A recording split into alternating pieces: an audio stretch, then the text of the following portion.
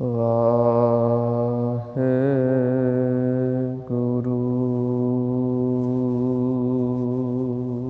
ਸਾਹਿਬ ਜੀ।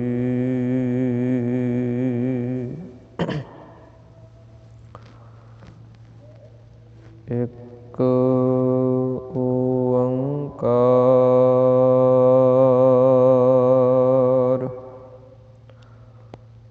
ਸਤਿਨਾਮ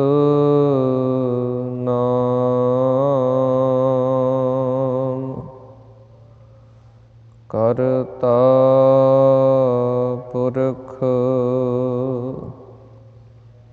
ਨਿਰਭਉ ਨਿਰਵੈਰ ਅਕਾਲ ਮੂਰਤ ਅਜੂਨੀ ਸੈਭੰ ਗੁਰ ਪ੍ਰਸਾਦ ਜਪ। ਆਦਿ ਸੱਚ ਜੁਗਾਦ ਸੱਚ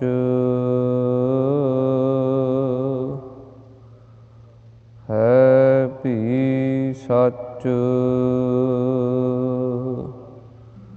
ਨਾਨਕ ਹੋਸੀ ਭੀ ਸੱਚ।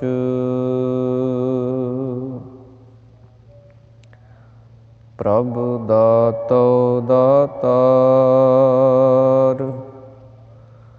ਪਰਿਓ ਜਾਚਕ ਇਕ ਸਰਨਾ। ਮਿਲੈ ਦਾਨ ਸੰਤ ਰੇਣ ਜਿਹ ਲਗ ਭਉ ਜਲ ਤਰਨਾ। ਬਿਨਤ ਕਰੋ ਅਰਦਾਸ ਸੁਣਹੁ ਜੇ ਠਾਕੁਰ ਭਾਵੈ। ਦੇਹੁ ਦਰਸ ਮਨ ਚਾਉ ਭਗਤ ਇਹੋ ਮਨ ਠਹਿਰਾਵੈ। ਬਲਿਓ ਚਿਰਾਗ ਅੰਧਿਆਰ ਮਹਿ ਸਭ ਕਲ ਉਦਰੀ ਇਕ ਨਾਮ ਧਰਮ। ਪ੍ਰਗਟ ਸਗਲ ਹਰ ਭਵਨ ਮਹਿ ਜਨ ਨਾਨਕ ਗੁਰ ਪਾਰ ਬ੍ਰਹਮ। ਕਹਾਂ ਬੁੱਧ ਪ੍ਰਭ ਤੁਛ ਹਮਾਰੀ ਬਰਨ ਸਕੈ ਮਹਿਮਾ ਜੋ ਤਿਹਾਰੀ। ਹਮ ਨਾ ਸਕਤ ਕਰ ਸਿਫਤ ਤੁਮਾਰੀ ਆਪ ਲਿਹੋ ਤੁਮ ਕਥਾ ਸੁਧਾਰੀ। ਮੂਕ ਊਚਰੈ ਸ਼ਾਸਤਰ ਖਟ ਪਿੰਗ ਗਿਰਨ ਚੜ ਜਾਇ। ਅੰਧ ਲਖੈ ਬਦਰੁ ਸੁਣੈ ਜਿਉ ਕਾਲ ਕਿਰਪਾ ਕਰਾਇ। ਸੱਜਣ ਸੱਚਾ ਪਾਤਸ਼ਾਹ ਸਿਰ ਸਾਹਾਂਦੈ ਸਾਹ। ਜਿਸ ਪਾਸ ਬੈਠਿਆ ਸੋਹੀਐ ਸਭਨਾ ਦਾ ਵਿਸਾਹੁ। ਜਿਸ ਪਾਸ ਬੈਠਿਆ ਸੋਹੀਐ ਸਭਨਾ ਦਾ ਵਿਸਾਹੁ।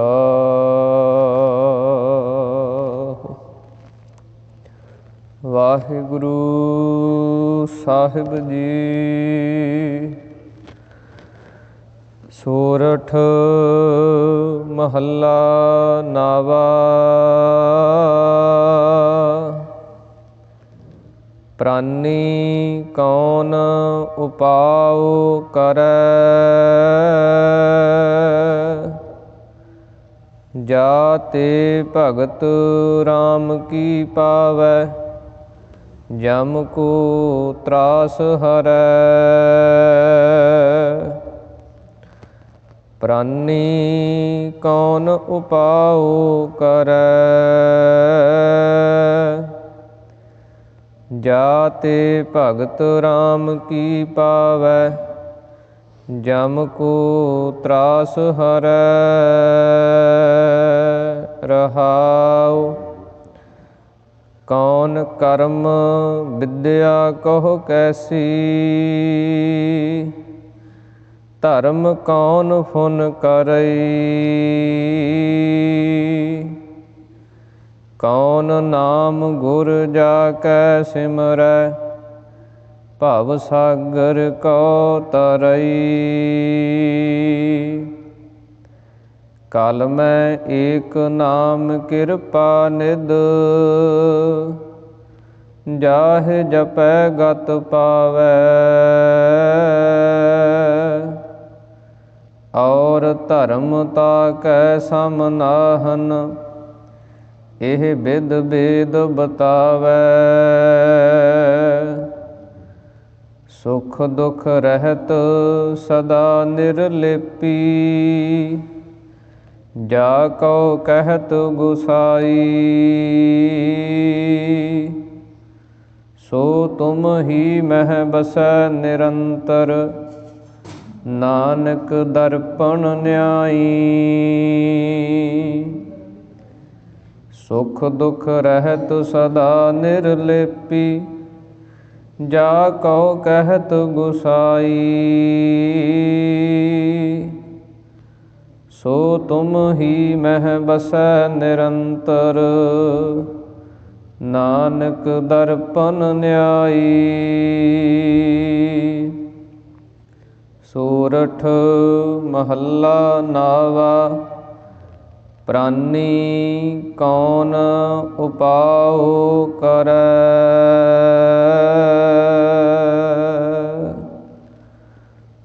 ਵਾਹਿਗੁਰੂ ਜੀ ਕਾ ਖਾਲਸਾ, ਵਾਹਿਗੁਰੂ ਜੀ ਕੀ ਫਤਿਹ। ਸਤਿਗੁਰਾਂ ਦੀ ਸਾਜੀ ਨਵਾਜੀ ਹੋਈ, ਪਰਮ ਸਨਮਾਨ ਅਤੇ ਸਤਿਕਾਰਯੋਗ ਗੁਰੂ ਰੂਪ ਗੁਰੂ ਸਰੂਪ ਖਾਲਸਾ ਸਾਧ ਸੰਗਤ ਜੀਓ। ਅੰਤਰਜਾਮੀ ਗਰੀਬ ਨਵਾਜ ਅਕਾਲ ਪੁਰਖ ਪਰਮੇਸ਼ਰ ਵਾਹਿਗੁਰੂ ਜੀ ਦੀ ਅਤਿਅੰਤ ਕਿਰਪਾਲਤਾ ਰਹਿਮਤ ਬਖਸ਼ਿਸ਼ ਦਾ ਸਦਕਾ ਆਪਾਂ ਸਰਬੱਤਰ ਗੁਰਸਿੱਖ ਮਾਈ ਭਾਈ ਦਸਾਂ ਪਾਤਸ਼ਾਹੀਆਂ ਦੀ ਆਤਮਿਕ ਜੋਤ ਚਵਰ ਛਤਰ ਤਖਤ ਦੇ ਮਾਲਕ ਜੁਗੋ ਜੁਗ ਅਟਲ ਗੁਰਬਾਣੀ ਸਰੂਪ ਸਤਿਗੁਰੂ ਧੰਨ ਧੰਨ ਸਤਿਗੁਰੂ ਸ੍ਰੀ ਗੁਰੂ ਗ੍ਰੰਥ ਸਾਹਿਬ ਮਹਾਰਾਜ, ਜਿਨ੍ਹਾਂ ਦੀ ਪਾਵਨ ਪਵਿੱਤਰ ਹਜ਼ੂਰੀ ਦੇ ਅੰਦਰ ਅੰਮ੍ਰਿਤ ਵੇਲੇ ਦੇ ਦੀਵਾਨਾਂ ਦੀਆਂ ਹਾਜ਼ਰੀਆਂ ਭਰ ਕੇ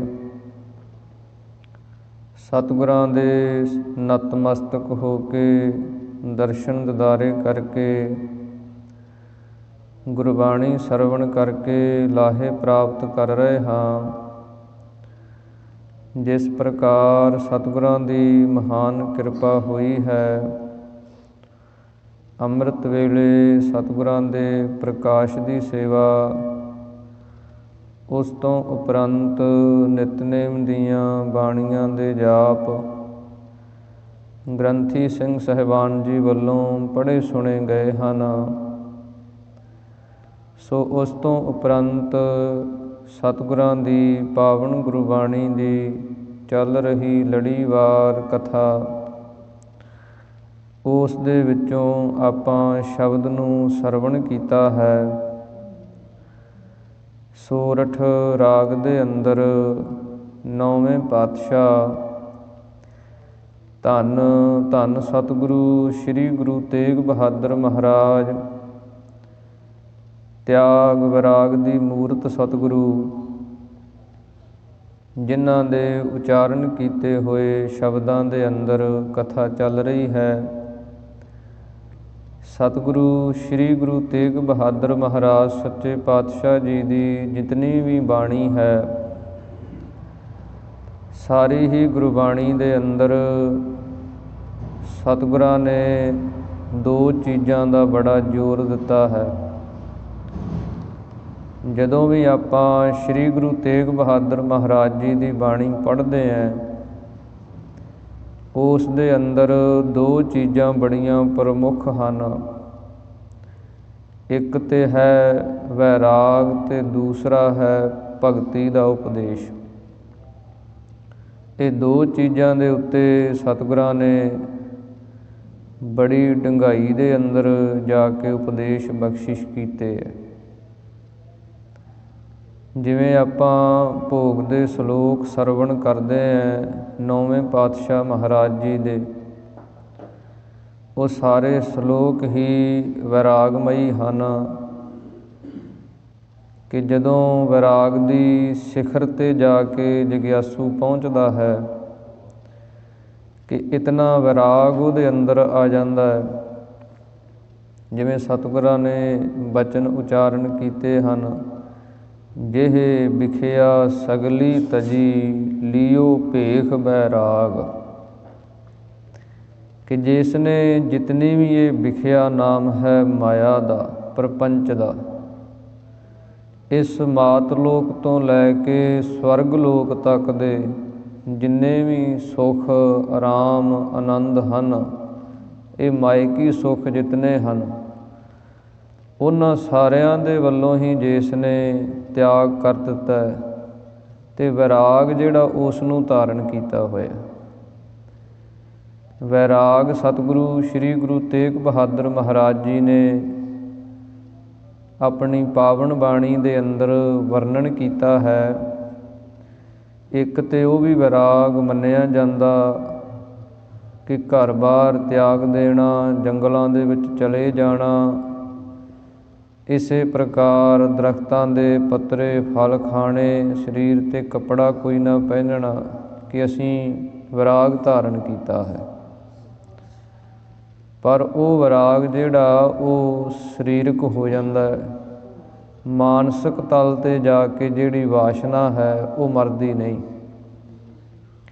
ਜਿਵੇਂ ਸਤਿਗੁਰੂ ਸ੍ਰੀ ਗੁਰੂ ਤੇਗ ਬਹਾਦਰ ਮਹਾਰਾਜ ਨੇ ਬਚਨ ਕਹੇ ਹਨ, ਕਾਹੇ ਰੇ ਬਨ ਖੋਜਨ ਜਾਈ, ਕਿ ਕਿਸ ਵਾਸਤੇ ਹੈ ਮਨੁੱਖ ਤੂੰ ਜੰਗਲਾਂ ਦੇ ਵਿੱਚ ਉਸ ਨੂੰ ਖੋਜਣ ਜਾਂਦਾ ਹੈ। ਪੋਹਪ ਮੱਧ ਜਿਉਂ ਬਾਸ ਬਸਤ ਹੈ, ਮੁਕਰ ਮਾਹੇ ਜੈਸੇ ਛਾਈ, ਕਿ ਜਿਵੇਂ ਇੱਕ ਫੁੱਲ ਨੂੰ ਆਪਾਂ ਵੇਖਦੇ ਹਾਂ, ਫੁੱਲ ਦਾ ਆਪਾਂ ਨੂੰ ਆਕਾਰ ਦਿਸਦਾ, ਉਸ ਦਾ ਰੰਗ ਦਿਸਦਾ, ਉਸ ਦੀਆਂ ਪੱਤੀਆਂ ਦਿਸਦੀਆਂ, ਪਰ ਉਹ ਫੁੱਲ ਦੀ ਜਿਹੜੀ ਖੁਸ਼ਬੋਈ ਹੈ ਉਹ ਸਾਨੂੰ ਦਿਸਦੀ ਨਹੀਂ। ਪਰ ਜਦੋਂ ਆਪਾਂ ਲੰਘਦੇ ਹਾਂ, ਚਾਹੇ ਫੁੱਲ ਨਹੀਂ ਵੀ ਨਜ਼ਰੀ ਆਉਂਦਾ, ਪਰ ਫਿਰ ਵੀ ਆਪਣੀ ਨਾਸਿਕਾ ਜਿਹੜੀ ਹੈ ਉਹ ਦੱਸ ਦਿੰਦੀ ਹੈ ਵੀ ਇੱਥੇ ਕੋਈ ਫੁੱਲਾਂ ਦਾ ਬੂਟਾ ਹੈ, ਇੱਥੇ ਸੁਗੰਧੀ ਆ ਰਹੀ ਹੈ। ਇਸੇ ਪ੍ਰਕਾਰ ਮੁਕਰ ਮਾਹੇ ਜੈਸੇ ਛਾਈ, ਮੁਕਰ ਨਾਮ ਹੁੰਦਾ ਸ਼ੀਸ਼ੇ ਦਾ, ਕਿ ਜਿਵੇਂ ਸ਼ੀਸ਼ੇ ਦੇ ਅੰਦਰ ਆਪਾਂ ਨੂੰ ਆਪਣਾ ਚਿਹਰਾ ਮੋਹਰਾ ਸ਼ਕਲ ਸੂਰਤ ਦਿਸਦੀ ਹੈ, ਇਸੇ ਪ੍ਰਕਾਰ ਹੀ ਉਹ ਪਰਮੇਸ਼ਰ ਪ੍ਰਮਾਤਮਾ ਵਾਹਿਗੁਰੂ ਜਿਵੇਂ ਫੁੱਲ ਦੇ ਅੰਦਰ ਸੁਗੰਧੀ ਹੁੰਦੀ ਹੈ, ਸ਼ੀਸ਼ੇ ਦੇ ਅੰਦਰ ਸਾਡਾ ਅਕਸ਼ ਦਿਸਦਾ, ਉਹ ਸਾਡੇ ਅੰਦਰ ਹੀ ਹੈ। ਉਹਦੀ ਪ੍ਰਾਪਤੀ ਵਾਸਤੇ ਫਿਰ ਵੈਰਾਗ ਧਾਰਨ ਕਰਨਾ। ਵੈਰਾਗ ਮਨ ਦੇ ਵਿੱਚੋਂ ਜਿਤਨੇ ਵੀ ਸੰਸਾਰ ਦੇ ਸੁੱਖ ਹਨ, ਮਾਇਕੀ ਸੁੱਖ ਹਨ, ਇਹਨਾਂ ਦੇ ਵਿੱਚ ਮਨ ਨੂੰ ਲੁਭਾਏਮਾਨ ਨਾ ਹੋਣ ਦੇਣਾ, ਇੱਧਰੋਂ ਮੋੜਨਾ, ਉਹਦਾ ਨਾਮ ਹੈ ਵੈਰਾਗ। ਇਸੇ ਪ੍ਰਕਾਰ ਫਿਰ ਸਤਿਗੁਰਾਂ ਨੇ ਜਿੱਥੇ ਵੈਰਾਗ ਦੀ ਬਾਬਤ ਬਚਨ ਕਹੇ, ਫਿਰ ਉੱਥੇ ਭਗਤੀ ਦਾ ਉਪਦੇਸ਼ ਕੀਤਾ, ਕਿਉਂਕਿ ਵੈਰਾਗ ਦੇ ਵਿੱਚੋਂ ਹੀ ਭਗਤੀ ਨਿਕਲਦੀ ਹੈ। ਜਿੰਨਾ ਚਿਰ ਮਨ ਵੈਰਾਗੀ ਨਹੀਂ ਹੁੰਦਾ ਉਹਨਾਂ ਚਿਰ ਭਗਤੀ ਨਹੀਂ ਕਰਦਾ।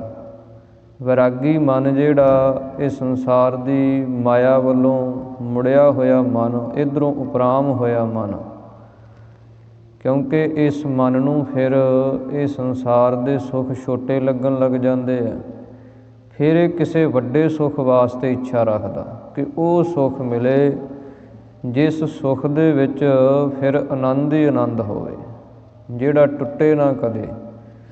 ਉਹ ਫਿਰ ਸਤਿਗੁਰੂ ਜੀ ਕਹਿੰਦੇ ਭਗਤੀ ਦੁਆਰਾ। ਸਤਿਗੁਰੂ ਸ੍ਰੀ ਗੁਰੂ ਤੇਗ ਬਹਾਦਰ ਮਹਾਰਾਜ ਜੀ ਨੇ ਇੱਕ ਬਚਨ ਉਚਾਰਨ ਕੀਤਾ ਕਿ ਕਲਯੁਗ ਦੇ ਸਮੇਂ ਦੇ ਅੰਦਰ ਮੁਕਤੀ ਜਿਹੜੀ ਆ ਉਹ ਕਿਵੇਂ ਹੋ ਸਕਦੀ ਹੈ। ਇਸ ਪਾਵਨ ਪਵਿੱਤਰ ਸ਼ਬਦ ਦੇ ਅੰਦਰ ਵੀ ਸਤਿਗੁਰਾਂ ਨੇ ਉਹੀ ਸਿਧਾਂਤ ਬਖਸ਼ਿਸ਼ ਕੀਤਾ ਅਤੇ ਆਪਣੀ ਪਾਵਨ ਬਾਣੀ ਦੇ ਅੰਦਰ ਵੀ ਬਚਨ ਕਹੇ ਹਨ। ਕਲ ਮਹਿ ਮੁਕਤ ਨਾਮ ਤੇ ਪਾਵਤ, ਗੁਰ ਜਹ ਭੇਦ ਬਤਾਵੇ। ਕਿ ਕਲਯੁਗ ਦੇ ਸਮੇਂ ਦੇ ਅੰਦਰ ਮੁਕਤੀ ਜਿਹੜੀ ਆ ਉਹ ਨਾਮ ਦੁਆਰਾ ਹੀ ਹੋਣੀ ਹੈ। ਜਿਸ ਨੇ ਨਾਮ ਜਪਿਆ, ਨਾਮ ਦਾ ਚਿੰਤਨ ਕੀਤਾ ਹੈ, ਉਹੀ ਉਸ ਮੁਕਤੀ ਜਿਹੜੀ ਉਹਨੂੰ ਪ੍ਰਾਪਤ ਕਰ ਸਕਦਾ। ਨਹੀਂ ਤਾਂ ਸੰਸਾਰ ਦੇ ਅੰਦਰ ਜਿਤਨੇ ਪਿਛਲੇ ਯੁੱਗਾਂ ਦੇ ਅੰਦਰ ਸਾਧਨ ਹੋਏ, ਕਲਯੁਗ ਦੇ ਸਮੇਂ ਦੇ ਅੰਦਰ ਉਹ ਫਲੀਭੂਤ ਨਹੀਂ ਹੁੰਦੇ, ਕਿਉਂਕਿ ਕਲਯੁਗ ਦੇ ਅੰਦਰ ਰੁੱਤ ਜਿਹੜੀ ਉਹ ਨਾਮ ਜਪਣ ਦੀ ਹੈ ਅਤੇ ਰੁੱਤ ਦੇ ਅਨੁਸਾਰ ਪਾਇਆ ਹੋਇਆ ਬੀਜ ਜਿਹੜਾ ਉਹ ਫਲਦਾ ਹੈ। ਇਸ ਪ੍ਰਕਾਰ ਸ੍ਰੀ ਗੁਰੂ ਤੇਗ ਬਹਾਦਰ ਮਹਾਰਾਜ ਸੱਚੇ ਪਾਤਸ਼ਾਹ ਜੀ ਦੀ ਪਾਵਨ ਬਾਣੀ ਦੇ ਅੰਦਰ ਤਿਆਗ ਅਤੇ ਵਿਰਾਗ ਅਤੇ ਭਗਤੀ ਦਾ ਉਪਦੇਸ਼ ਹੈ। ਇਸ ਪਾਵਨ ਪਵਿੱਤਰ ਸ਼ਬਦ ਦੇ ਅੰਦਰ ਵੀ ਸਤਿਗੁਰੂ ਜੀ ਜਿਵੇਂ ਉਸ ਸਮੇਂ ਸਤਿਗੁਰਾਂ ਦੇ ਪਾਸ ਇਲਾਹਾਬਾਦ ਦੀ ਧਰਤੀ 'ਤੇ ਜਿਹੜੇ ਕੋਈ ਖਟ ਸ਼ਾਸਤਰੀ ਪੰਡਤ ਸਨ, ਵਿਦਵਾਨ ਸਨ, ਉਹਨਾਂ ਨੇ ਕੁਝ ਸਵਾਲ ਕੀਤੇ। ਉਹਨਾਂ ਸਵਾਲਾਂ ਦੇ ਜਵਾਬ ਫਿਰ ਸਤਿਗੁਰਾਂ ਨੇ ਇਹਨਾਂ ਸ਼ਬਦਾਂ ਦੇ ਅੰਦਰ ਬਖਸ਼ਿਸ਼ ਕੀਤੇ।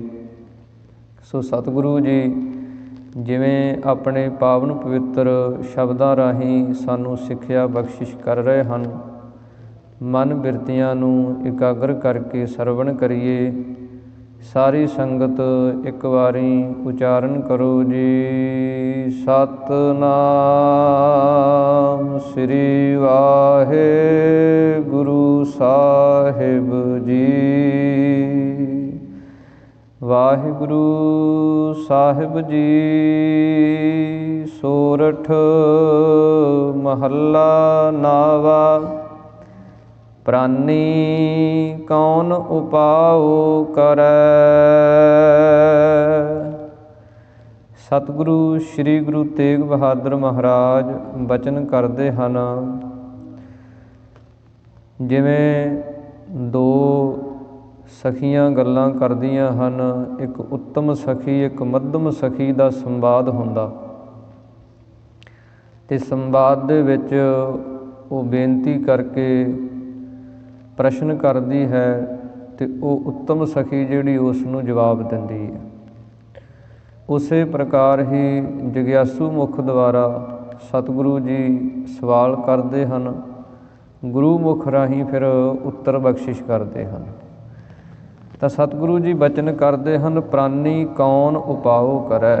ਸਤਿਗੁਰੂ ਜੀ ਕਹਿੰਦੇ, ਹੇ ਪ੍ਰਾਨੀ, ਪ੍ਰਾਣਾਧਾਰੀ ਜੀਵ, ਕਿਹੜਾ ਉਪਾਅ ਹੀਲਾ, ਕਿਹੜਾ ਆਪਾਂ ਨੂੰ ਕੰਮ ਕਰਨਾ ਚਾਹੀਦਾ ਹੈ, ਜਿਸ ਕਰਮ ਨੂੰ ਕਰਨੇ ਕਰਕੇ, ਜਿਸ ਹੀਲੇ ਵਸੀਲੇ ਦੁਆਰਾ ਜਾ ਤੇ ਭਗਤ ਰਾਮ ਕੀ ਪਾਵੈ, ਜਮ ਕੋ ਤਰਾਸ ਹਰੈ। ਕਿ ਜਿਹਦੇ ਦੁਆਰਾ ਆਪਾਂ ਨੂੰ ਰਾਮ ਦੀ ਭਗਤੀ ਜਿਹੜੀ ਹੈ ਉਹ ਪ੍ਰਾਪਤ ਹੋ ਜਾਏ, ਅਤੇ ਜਦੋਂ ਭਗਤੀ ਪ੍ਰਾਪਤ ਹੋ ਜਾਏ ਫਿਰ ਜਿਹੜਾ ਜਮਾਂ ਦਾ ਤਰਾਸ ਡਰ ਹੈ, ਮੌਤ ਦਾ ਡਰ ਹੈ, ਅੱਗੇ ਪ੍ਰਲੋਕ ਦੇ ਅੰਦਰ ਜਮਾਂ ਦਾ ਡਰ ਹੈ, ਉਹ ਸਾਰਾ ਹੀ ਨਾਸ ਹੋ ਜਾਏ।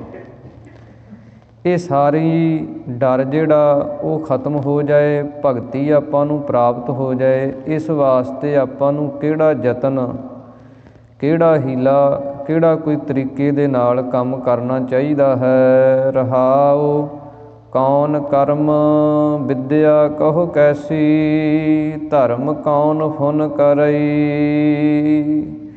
ਸਤਿਗੁਰੂ ਜੀ ਕਹਿੰਦੇ ਫਿਰ ਕਰਮ ਕਿਹੜੇ ਕਰਨੇ ਚਾਹੀਦਾ ਹੈ, ਕਿਉਂਕਿ ਕਰਮ ਵੀ ਜਦੋਂ ਕਰਮ ਫਿਲਾਸਫੀ ਨੂੰ ਆਪਾਂ ਸਮਝਦੇ ਹਾਂ ਤੇ ਇਹਦੇ ਅੰਦਰ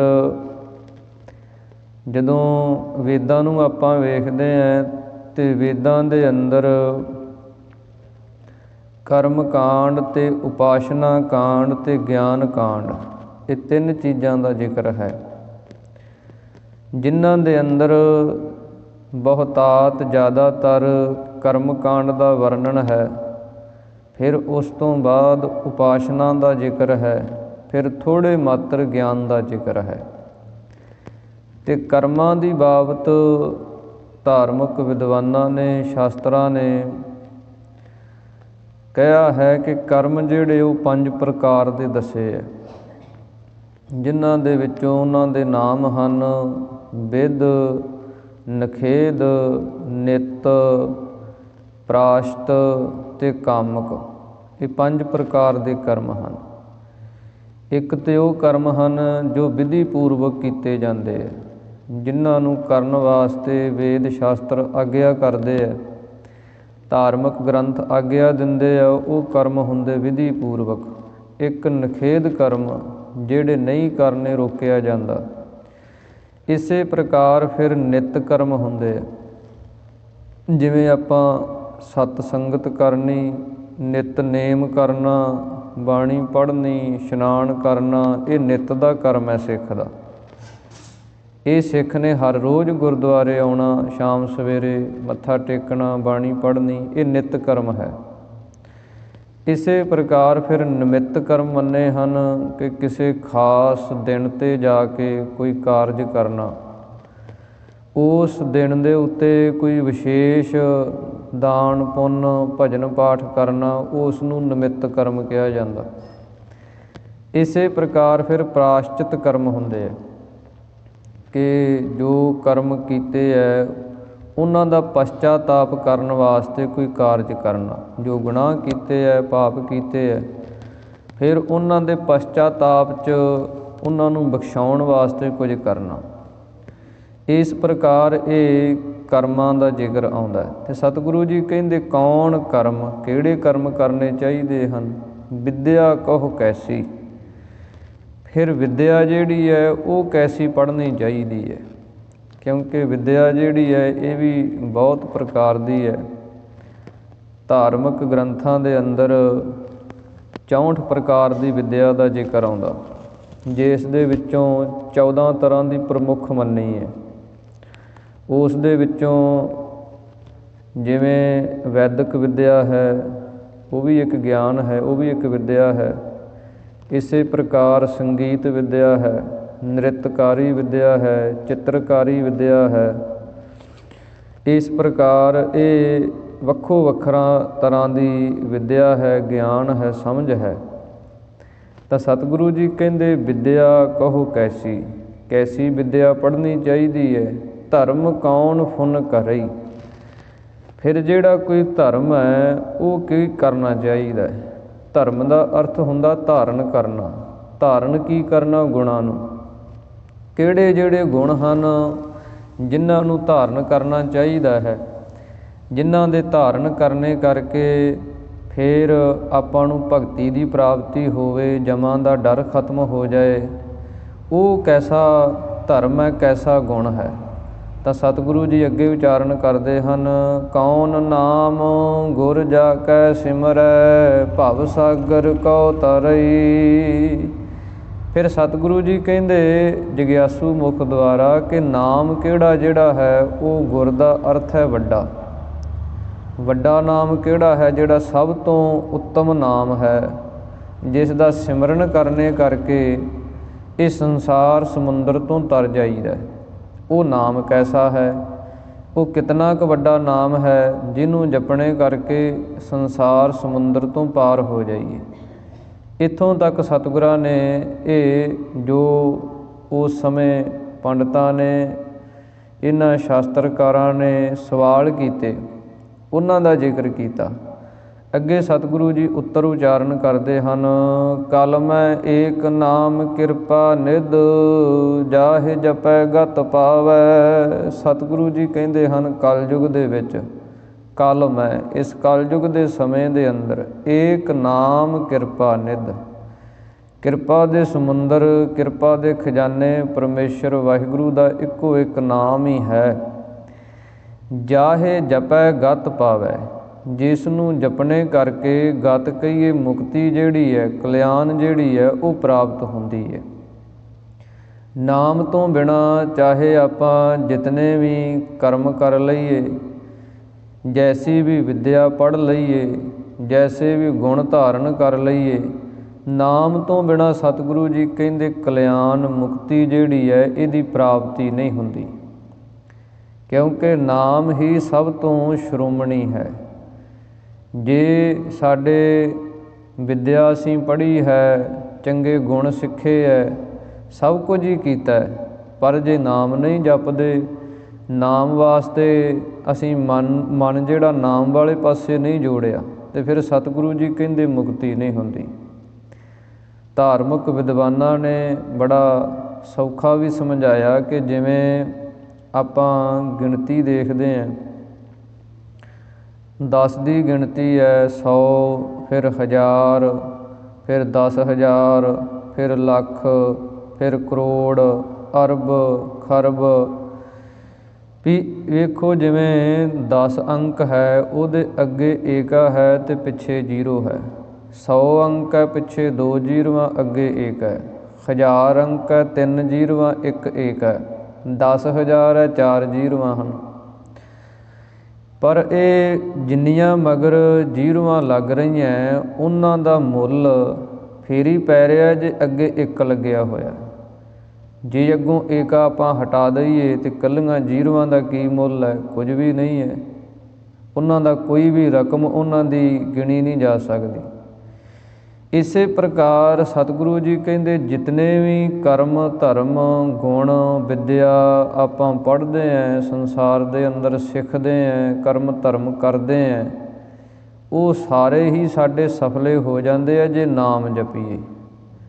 ਅਤੇ ਜੇ ਨਾਮ ਨਹੀਂ ਜਪਦੇ ਆਪਾਂ, ਫਿਰ ਆਪਾਂ ਚਾਹੇ ਕੁਝ ਹੀ ਕਰੀ ਚੱਲੀਏ, ਉਹ ਫਿਰ ਓਨਾ ਲਾਭਕਾਰੀ ਨਹੀਂ ਹੁੰਦਾ। ਕਿਉਂਕਿ ਮਨ ਦੇ ਅੰਦਰ ਮਨ ਦੀ ਜਿਹੜੀ ਮਲੀਨਤਾ ਹੈ, ਸਿੱਧਾ ਤੇ ਮਨ ਨੂੰ ਕਰਨਾ, ਮਨ ਨੂੰ ਪਰਮੇਸ਼ਰ ਦੇ ਵੱਲ ਜੋੜਨਾ, ਅਤੇ ਫਿਰ ਭਗਤੀ ਪ੍ਰਾਪਤ ਹੋਣੀ ਹੈ। ਇਹ ਮਨ ਨੇ ਹੀ ਸੁਧਰਨਾ ਹੈ ਅਤੇ ਪਰਮੇਸ਼ਰ ਦੀ ਪ੍ਰਾਪਤੀ ਹੋਣੀ ਹੈ। ਇਸ ਕਰਕੇ ਇਸ ਮਨ ਦੀ ਮਲੀਨਤਾ ਲਾਉਣ ਵਾਸਤੇ ਸਾਧਨ ਹੈ ਨਾਮ। ਜਪਜੀ ਸਾਹਿਬ ਬਾਣੀ ਦੇ ਅੰਦਰ ਵੀ ਧੰਨ ਸ਼੍ਰੀ ਗੁਰੂ ਨਾਨਕ ਦੇਵ ਮਹਾਰਾਜ ਜੀ ਨੇ ਬਚਨ ਉਚਾਰਨ ਕੀਤੇ ਹਨ। ਭਰੀਐ ਹੱਥ ਪੈਰ ਤਨ ਦੇਹ, ਪਾਣੀ ਧੋਤੈ ਉੱਤਰ ਸੋ ਖੇਹ, ਮੂਤ ਪਲੀਤੀ ਕੱਪੜ ਹੋਏ, ਦੇ ਸਾਬੂਨ ਲਈਐ ਉਹ ਧੋਏ, ਭਰੀਐ ਮਤ ਪਾਪਾ ਕੈ ਸੰਗ, ਉਹ ਧੋਪੈ ਨਾਵੈ ਕੈ ਰੰਗ। ਸਤਿਗੁਰੂ ਜੀ ਕਹਿੰਦੇ ਸਰੀਰ ਦੀ ਮਿੱਟੀ ਘੱਟਾ, ਸਰੀਰ ਦੀ ਮੈਲ ਲੱਗੀ ਹੋਈ ਪਾਣੀ ਨਾਲ ਲਾਹ ਲੈਂਦਾ ਬੰਦਾ, ਪਾਣੀ ਦੇ ਨਾਲ ਇਸ਼ਨਾਨ ਕਰ ਲਵੇ, ਹੱਥ ਪੈਰ ਧੋ ਲਵੇ, ਸਾਫ ਸੁਥਰਾ ਹੋ ਜਾਂਦਾ। ਜੇ ਕੱਪੜੇ 'ਤੇ ਮੈਲ ਲੱਗੀ ਹੈ, ਕੱਪੜੇ ਨੂੰ ਸਰਫ 'ਚ ਪਾ ਦਿਓ, ਸਾਬਣ ਲਾ ਦਿਓ, ਉਹਨੂੰ ਚੰਗੀ ਤਰ੍ਹਾਂ ਨਖੇਰ ਦਿਓ, ਉਹ ਵੀ ਉਜਲਾ ਹੋ ਜਾਂਦਾ। ਪਰ ਸਤਿਗੁਰੂ ਜੀ ਕਹਿੰਦੇ ਭਰੀਐ ਮਤ ਪਾਪਾਂ ਕੈ ਸੰਗ, ਜਿਹੜੀ ਮੱਤ ਜਿਹੜੀ ਹੈ ਉਹ ਮਲੀਨ ਜਦੋਂ ਹੋ ਜਾਂਦੀ ਹੈ, ਉਹ ਧੋਪੈ ਨਾਵੈ ਕੈ ਰੰਗ, ਉਹ ਤੇ ਨਾਮ ਦੁਆਰਾ ਹੀ ਉਹ ਜਿਹੜੀ ਉਹਦੀ ਮੈਲ ਹੈ ਉਹ ਲੈਂਦੀ ਹੈ। ਇਸ ਕਰਕੇ ਸਤਿਗੁਰੂ ਜੀ ਕਹਿੰਦੇ ਹਨ ਕਿ ਜਿੰਨੇ ਵੀ ਕਰਮ ਧਰਮ ਆਪਾਂ ਕਰਦੇ ਹਾਂ, ਸਭ ਦੇ ਵਿੱਚੋਂ ਸ਼੍ਰੋਮਣੀ ਸਾਧਨ ਪਰਮੇਸ਼ਰ ਦਾ ਨਾਮ ਹੈ। ਕਲ ਮੈਂ ਏਕ ਨਾਮ ਕਿਰਪਾ ਨਿਧ, ਜਾਹੇ ਜਪੈ ਗਤ ਪਾਵੈ। ਜਿਸ ਨੂੰ ਜਪਣੇ ਕਰਕੇ ਕਲਿਆਣ ਮੁਕਤੀ ਜਿਹੜੀ ਉਹਦੀ ਪ੍ਰਾਪਤੀ ਹੁੰਦੀ, ਉਹ ਪਰਮੇਸ਼ਰ ਦਾ ਨਾਮ ਹੈ, ਕਿਰਪਾ ਦੇ ਖਜ਼ਾਨੇ ਦਾ ਨਾਮ ਜੋ ਹੈ। ਪਰਮੇਸ਼ਰ ਵਾਹਿਗੁਰੂ ਦਾ ਇੱਕ ਨਾਮ ਹੈ, ਇੱਕ ਨਾਮੀ ਹੈ। ਨਾਮ ਉਸ ਚੀਜ਼ ਨੂੰ ਬਿਆਨ ਕੀਤਾ ਵਿਦਵਾਨਾਂ ਨੇ ਕਿ ਜਿਸ ਦੁਆਰਾ ਕਿਸੇ ਵਸਤੂ ਦਾ ਆਕਾਰ, ਉਹਦਾ ਰੰਗ, ਉਹਦਾ ਰੂਪ, ਉਹਦੇ ਗੁਣ, ਉਹਦੀਆਂ ਵਿਸ਼ੇਸ਼ਤਾਈਆਂ ਜਾਣੀਆਂ ਜਾਂਦੀਆਂ। ਜਿਵੇਂ ਆਪਣੇ ਨਾਮ ਹਨ, ਕੋਈ ਮਨੁੱਖ ਕਿਸੇ ਦਾ ਨਾਮ ਲੈਂਦਾ ਵੀ ਫਲਾਣੇ ਦਾ ਨਾਮ ਲੈਂਦਾ, ਫਿਰ ਉਹ ਨਾਮ ਜਦੋਂ ਲੈਂਦਾ ਫਿਰ ਉਹ ਉਸ ਬੰਦੇ ਦੇ ਜਿੰਨੇ ਕਰਮ ਹੈ, ਉਹਦੇ ਗੁਣ ਹੈ, ਔਗਣ ਹੈ, ਸਾਰੇ ਉਹਦੇ ਸਾਹਮਣੇ ਆ ਜਾਂਦੇ ਵੀ ਇਹ ਉਹਦਾ ਨਾਮ ਹੈ ਅਤੇ ਉਹਦੇ ਅੰਦਰ ਆਹ ਲੱਛਣ ਹੈ, ਆਹ ਗੁਣ ਹੈ, ਆਹ ਉਹਦੇ ਕਰਮ ਹੈ। ਨਾਮ ਸਭ ਕੁਝ ਜਣਾ ਜਾਂਦਾ ਬੰਦੇ ਦਾ। ਇਸੇ ਪ੍ਰਕਾਰ ਹੀ ਪਰਮੇਸ਼ਰ ਦਾ ਜੋ ਨਾਮ ਹੈ, ਉਹ ਨਾਮ ਪਰਮੇਸ਼ਰ ਦੇ ਗੁਣ, ਉਹਦੀਆਂ ਵਿਸ਼ੇਸ਼ਤਾਈਆਂ, ਉਹਦੀਆਂ ਵਡਿਆਈਆਂ ਸਭ ਕੁਝ ਹੀ ਜਣਾ ਜਾਂਦਾ, ਪਰ ਨਾਮ ਪਰਮੇਸ਼ਰ ਦਾ ਹੋਵੇ। ਇਸੇ ਕਰਕੇ ਸਤਿਗੁਰਾਂ ਨੇ ਕਿਹਾ ਕਿ ਨਾਮ ਜਪਣਾ ਪਰਮਾਤਮਾ ਦਾ, ਅਕਾਲ ਪੁਰਖ ਪਰਮੇਸ਼ਰ ਦਾ, ਜਿਸ ਦਾ ਮੂਲ ਮੰਤਰ ਆਪਾਂ ਪੜ੍ਹਦੇ ਹਾਂ। ਮੂਲ ਮੰਤਰ ਦੇ ਅੰਦਰ ਪਰਮਾਤਮਾ ਦੇ ਨਿਰਗੁਣ ਸਰੂਪ ਦਾ ਵਰਣਨ ਕੀਤਾ ਹੋਇਆ ਕਿ ਉਹਦਾ ਸਰੂਪ ਕੈਸਾ ਹੈ। ਉਹ ਇੱਕ ਹੈ, ਓੰਕਾਰ ਹੈ, ਸਤ ਹੈ, ਨਾਮ ਪ੍ਰਸਿੱਧ ਹੈ, ਸ੍ਰਿਸ਼ਟੀ ਦਾ ਕਰਤਾ ਹੈ, ਫਿਰ ਇਸ ਸ੍ਰਿਸ਼ਟੀ ਦੇ ਵਿੱਚ ਪੁਰਖ ਵਿਆਪਕ ਹੈ, ਫਿਰ ਉਹ ਨਿਰਭਉ ਹੈ, ਜਿੱਥੇ ਫਿਰ ਉਹਦਾ ਡਰ ਨਹੀਂ, ਫਿਰ ਉਹ ਨਿਰਵੈਰ ਹੈ, ਫਿਰ ਉਹ ਅਕਾਲ ਮੂਰਤ ਹੈ, ਜੂਨਾਂ 'ਚ ਨਹੀਂ ਆਉਂਦਾ, ਸੁਤੇ ਪ੍ਰਕਾਸ਼ ਹੈ, ਆਦਿ ਕਾਲ ਤੋਂ ਸੱਚ ਹੈ, ਯੁੱਗਾਂ ਦੇ ਅੰਦਰ ਵੀ ਸੱਚ ਹੈ, ਅੱਗੇ ਨੂੰ ਵੀ ਸੱਚ ਹੈ। ਇਹ ਉਹਦੀਆਂ ਵਿਸ਼ੇਸ਼ਤਾਈਆਂ ਹੋ ਗਈਆਂ। ਅਤੇ ਇਹਨੂੰ ਜਦੋਂ ਆਪਾਂ ਜਪਣਾ, ਫਿਰ ਉਹ ਗੁਣ ਪਰਮਾਤਮਾ ਦੇ, ਪਰਮੇਸ਼ਰ ਦੇ, ਵਡਿਆਈਆਂ, ਵਿਸ਼ੇਸ਼ਤਾਵਾਂ ਸਭ ਕੁਝ ਸਾਡੇ ਮਨ 'ਤੇ ਆ ਕੇ ਵਸਣੀ ਹੈ ਅਤੇ ਮਨ ਦੇ ਵਿੱਚੋਂ ਜਿਹੜੇ ਵਿਕਾਰ ਔਗਣ ਹੈ ਖਤਮ ਹੋਣੇ। ਇਸ ਕਰਕੇ ਸਤਿਗੁਰੂ ਸ੍ਰੀ ਗੁਰੂ ਤੇਗ ਬਹਾਦਰ ਮਹਾਰਾਜ ਬਚਨ ਕਰਦੇ ਆ ਕਿ ਕਲਯੁਗ ਦੇ ਸਮੇਂ ਦੇ ਅੰਦਰ ਨਾਮ ਸਭ ਤੋਂ ਉੱਤਮ ਹੈ। ਕਲ ਮੈਂ ਏਕ ਨਾਮ ਕਿਰਪਾ ਨਿਧ, ਇਹ ਕਿਰਪਾ ਦੇ ਖਜ਼ਾਨੇ ਪਰਮੇਸ਼ਰ ਵਾਹਿਗੁਰੂ ਦਾ ਨਾਮ ਹੀ ਹੈ। ਨਾਮ ਨਾਮੀ ਦੀ ਪਛਾਣ ਕਰਾ ਜਾਂਦਾ। ਇਸੇ ਪ੍ਰਕਾਰ ਹੀ ਵਾਹਿਗੁਰੂ ਗੁਰ ਮੰਤਰ ਹੈ, ਜਪ ਹਉਮੈ ਖੋਈ, ਕਿ ਵਾਹਿਗੁਰੂ ਮੰਤਰ, ਵਾਹਿਗੁਰੂ ਨਾਮ ਜੋ ਸਾਨੂੰ ਸਤਿਗੁਰਾਂ ਨੇ ਬਖਸ਼ਿਸ਼ ਕੀਤਾ, ਪੰਜ ਪਿਆਰੇ ਸਾਹਿਬਾਨ ਸਾਨੂੰ ਬਖਸ਼ਿਸ਼ ਕਰਦੇ ਹੈ। ਇਹ ਵਾਹਿਗੁਰੂ ਨਾਮ ਦੇ ਅੰਦਰ ਕੀ ਵਿਸ਼ੇਸ਼ਤਾਈਆਂ ਹਨ, ਕੀ ਗੁਣ ਹਨ, ਕੀ ਇਹਦਾ ਅਰਥ ਹੈ। ਗੁਰੂ ਘਰ ਦੇ ਅੰਦਰ ਬੜੇ ਵੱਡੇ ਵੱਡੇ ਵਿਦਵਾਨ ਹੋਏ ਹਨ, ਜਿਵੇਂ ਮਹਾਕਵੀ ਭਾਈ ਸੰਤੋਖ ਸਿੰਘ ਜੀ ਚੂੜਾਮਣੀ, ਜਿਨ੍ਹਾਂ ਨੇ 10 ਪਾਤਸ਼ਾਹੀਆਂ ਦਾ ਇਤਿਹਾਸ ਲਿਖਿਆ। ਸਭ ਤੋਂ ਪਹਿਲਾਂ ਅਤੇ ਸਭ ਤੋਂ ਪ੍ਰਸਿੱਧ ਬੜਾ ਵੱਡਾ ਇਤਿਹਾਸ ਉਹਨਾਂ ਨੇ ਲਿਖਿਆ। ਉਹਨਾਂ ਨੇ ਵਾਹਿਗੁਰੂ ਨਾਮ ਦੀ ਬਾਬਤ ਬਚਨ ਲਿਖੇ ਹਨ। ਵਾਹੇ ਨਾਮ ਅਚਰਜ ਕੋ ਹੋਈ, ਜਾਤੇ ਪਰੈ ਉਕਤ ਨਹੀਂ ਕੋਈ, ਗੋ ਤਮ ਰੂਪ ਅਨਾਤਮ ਨਿਤ, ਰੂਪ ਪ੍ਰਕਾਸ਼ ਕੀਓ ਜਿਨ ਚਿੱਤ। ਕਹਿੰਦੇ ਵਾਹੇ ਨਾਮ ਹੈ ਅਚਰਜ ਦਾ, ਜਿੱਥੇ ਜਾ ਕੇ ਸਾਡੇ ਮਨ ਦੀ ਚਾਲ ਵੀ ਰੁਕ ਜਾਂਦੀ ਹੈ, ਬੁੱਧੀ ਦੀ ਜਿਹੜੀ ਕੋਈ ਨਿਰਣੇ ਕਰਨ ਦੀ ਸ਼ਕਤੀ ਹੈ ਉਹ ਵੀ ਖਤਮ ਹੋ ਜਾਂਦੀ ਹੈ, ਉਸ ਨੂੰ ਅਚਰਜ ਆਖਿਆ। ਜਿਵੇਂ ਸ਼੍ਰੀ ਗੁਰੂ ਨਾਨਕ ਦੇਵ ਮਹਾਰਾਜ ਕਹਿੰਦੇ ਹਨ, ਦੇਖ ਵਿਡਾਣ ਰਹਿਆ ਵਿਸਮਾਦ, ਵੇਖ ਕੇ ਉਹਦੀ ਵਡਿਆਈ ਅਚਰਜ ਹੋ ਗਏ। ਕੈਸੀ ਉਹਦੀ ਵਡਿਆਈ ਹੈ, ਭੈ ਵਿੱਚ ਸੂਰਜ, ਭੈ ਵਿੱਚ ਚੰਦ, ਕੋਹ ਕਰੋੜੀ ਚਲਤ ਨ ਅੰਤ, ਭੈ ਵਿੱਚ ਸਿੱਧ ਬੁੱਧ ਸੁਰਨਾਥ, ਭੈ ਵਿੱਚ ਆਡਾਣੇ ਆਕਾਸ਼। ਸਭ ਕੁਝ ਹੀ ਉਹਦੇ ਭੈ ਵਿੱਚ ਚੱਲ ਰਿਹਾ। ਕਿੰਨੇ ਹੀ ਉਹਦੀ ਆਗਿਆ ਦੇ ਵਿੱਚ ਚੱਲ ਰਹੇ ਆ, ਕਿੱਡੀ ਉਹਦੀ ਵਡਿਆਈ ਹੈ, ਉਹ ਅਚਰਜ ਹੈ, ਵਾਹੇ ਹੈ। ਫਿਰ ਉਹ ਗੋ ਨਾਮ ਹੁੰਦਾ ਹਨੇਰੇ ਦਾ, ਅਗਿਆਨਤਾ ਦਾ। ਜਿਵੇਂ ਹਨੇਰੇ ਦੇ ਅੰਦਰ ਕੁਝ ਨਹੀਂ ਦਿਸਦਾ, ਉਸੇ ਪ੍ਰਕਾਰ ਹੀ ਸਾਡੇ ਅੰਦਰ ਅਗਿਆਨਤਾ ਦਾ ਹਨੇਰਾ, ਜਿਹਦੇ ਕਰਕੇ ਸਾਨੂੰ ਉਹ ਪਰਮੇਸ਼ਰ ਦੀ ਸਮਝ, ਉਹਦੀ ਪ੍ਰਾਪਤੀ, ਉਹਦਾ ਗਿਆਨ ਅੰਦਰ ਵਸਦਾ ਨਹੀਂ। ਤੇ ਉਹ ਅਗਿਆਨਤਾ ਦਾ ਹਨੇਰਾ ਜਿਹੜਾ ਉਹਨੂੰ ਦੂਰ ਕਰਕੇ ਰੂਹ ਨਾਮ ਹੁੰਦਾ ਪ੍ਰਕਾਸ਼ ਦਾ, ਚਾਨਣ ਕਰ ਦੇਣਾ। ਜਿਵੇਂ ਚਾਨਣ ਹੋ ਜਾਏ ਤੇ ਹਨੇਰਾ ਉਸੇ ਵੇਲੇ ਖਤਮ ਹੋ ਜਾਂਦਾ, ਸਭ ਕੁਝ ਦਿਸਣ ਲੱਗ ਪੈਂਦਾ। ਇਸੇ ਪ੍ਰਕਾਰ ਹੀ ਵਾਹਿਗੁਰੂ ਨਾਮ ਹੈ, ਜਿਸ ਦੇ ਜਪਣੇ ਕਰਕੇ ਸਾਡੇ ਅੰਦਰੋਂ ਹਨੇਰਾ ਦੂਰ ਹੁੰਦਾ, ਚਾਨਣ ਗਿਆਨ ਜਿਹੜਾ ਉਹਦੀ ਸਾਨੂੰ ਪ੍ਰਾਪਤੀ ਹੁੰਦੀ ਹੈ, ਜਿਹਦੇ ਦੁਆਰਾ ਫਿਰ ਗਤ ਮੁਕਤੀ ਜਿਹੜੀ ਹੈ ਉਹ ਸਤਿਗੁਰੂ ਜੀ ਕਹਿੰਦੇ ਪ੍ਰਾਪਤ ਹੁੰਦੀ ਹੈ। ਔਰ ਧਰਮ ਤਾ ਕੈ ਸਮ ਨਾਹਨ, ਇਹ ਵਿਦ ਵੇਦ ਬਤਾਵੈ। ਸਤਿਗੁਰੂ ਜੀ ਕਹਿੰਦੇ ਇਸ ਨਾਮ ਜਪਣ ਦੇ ਬਰਾਬਰ ਔਰ ਧਰਮ, ਕੋਈ ਵੀ ਹੋਰ ਧਰਮ ਕਰਮ ਜਿਹੜਾ ਇਹਦੇ ਸਮਾਨ ਨਹੀਂ ਹੈ। ਸਭ ਤੋਂ ਉੱਤਮ ਧਰਮ ਕਰਮ ਜੇ ਕੋਈ ਹੈ ਤੇ ਉਹ ਨਾਮ ਹੈ। ਜਿਵੇਂ ਸ਼੍ਰੀ ਗੁਰੂ ਅਰਜਨ ਦੇਵ ਮਹਾਰਾਜ ਜੀ ਨੇ ਬਚਨ ਕਹੇ ਹਨ, ਸਰਬ ਧਰਮ ਮਹਿ ਸ੍ਰੇਸ਼ਟ ਧਰਮ, ਹਰ ਕੋ ਨਾਮ ਜਪ ਨਿਰਮਲ ਕਰਮ। ਇਹ ਸਭ ਤੋਂ ਉੱਤਮ ਹੈ। ਇਹ ਵਿਦ ਵੇਦ ਬਤਾਵੇ। ਸਤਿਗੁਰੂ ਜੀ ਕਹਿੰਦੇ ਇਸ ਵਿਧੀ ਨੂੰ ਜਿਹੜੇ ਵੇਦ ਹਨ ਉਹ ਵੀ ਦੱਸਦੇ। ਵੇਦਾ ਮਹਿ ਨਾਮ ਉੱਤਮ, ਸੋ ਸੁਣਹਿ ਨਾਹੀ ਫਿਰਹਿ ਜਿਉ ਬੇਤਾਲਿਆ। ਵੇਦ ਸ਼ਾਸਤਰ ਵੀ ਕਹਿੰਦੇ ਆ। ਜਾਂ ਵੇਦ ਦਾ ਅਰਥ ਹੁੰਦਾ ਗਿਆਨ, ਜੋ ਗਿਆਨ ਦੇਣ ਵਾਲੇ ਧਾਰਮਿਕ ਪੁਸਤਕ ਹਨ ਜਾਂ ਧਾਰਮਿਕ ਗਿਆਨ ਦੇਣ ਵਾਲੇ ਰਿਸ਼ੀ ਮੁਨੀ ਹੈ, ਸਾਰੇ ਹੀ ਇਸ ਗੱਲ ਨੂੰ, ਇਸ ਵਿਧੀ ਨੂੰ ਦੱਸਦੇ ਹੈ ਕਿ ਨਾਮ ਦੇ ਬਰਾਬਰ ਹੋਰ ਕੋਈ ਵੀ ਧਰਮ ਕਰਮ ਨਹੀਂ ਹੈ। ਕਲਯੁਗ ਦੇ ਸਮੇਂ ਦੇ ਅੰਦਰ ਜਿਸ ਨੇ ਨਾਮ ਜਪ ਲਿਆ, ਨਾਮ ਦਾ ਚਿੰਤਨ ਕਰਨ ਲੱਗ ਪਿਆ, ਨਾਮ ਪਰਮੇਸ਼ਰ ਦੀਆਂ ਵਡਿਆਈਆਂ, ਪ੍ਰਮਾਤਮਾ ਦੇ ਗੁਣ, ਉਹਦੀ ਸਿਫਤ ਸਲਾਹ ਕਰਨ ਲੱਗ ਪਿਆ, ਉਹਦੇ ਬਰਾਬਰ ਸਤਿਗੁਰੂ ਜੀ ਕਹਿੰਦੇ ਕੋਈ ਵੀ ਹੋਰ ਵਿੱਦਿਆ, ਕੋਈ ਵੀ ਹੋਰ ਧਰਮ ਕਰਮ ਜਿਹੜਾ ਉਹ ਪਹੁੰਚ ਨਹੀਂ ਸਕਦਾ। ਸੁਖ ਦੁੱਖ ਰਹਿਤ ਸਦਾ ਨਿਰਲੇਪੀ, ਜਾ ਕਉ ਕਹਿਤ ਗੁਸਾਈ। ਸਤਿਗੁਰੂ ਸ਼੍ਰੀ ਗੁਰੂ ਤੇਗ ਬਹਾਦਰ ਮਹਾਰਾਜ ਦੇ ਪਾਸ ਫਿਰ ਸਵਾਲ ਕੀਤਾ ਕਿ ਜੀ ਉਹ ਪਰਮੇਸ਼ਰ ਦਾ ਸਰੂਪ ਕੈਸਾ ਹੈ? ਤਾਂ ਸਤਿਗੁਰੂ ਜੀ ਕਹਿੰਦੇ ਜਾ ਕੋ ਕਹਿਤ ਗੁਸਾਈ, ਜਿਸ ਨੂੰ ਆਪਾਂ ਗੁਸਾਈ ਕਹਿੰਦੇ ਹਾਂ। ਗੋ ਨਾਮ ਹੁੰਦਾ ਧਰਤੀ ਦਾ ਤੇ ਸਾਈਂ ਕਹਿੰਦੇ ਆ ਮਾਲਕ ਨੂੰ।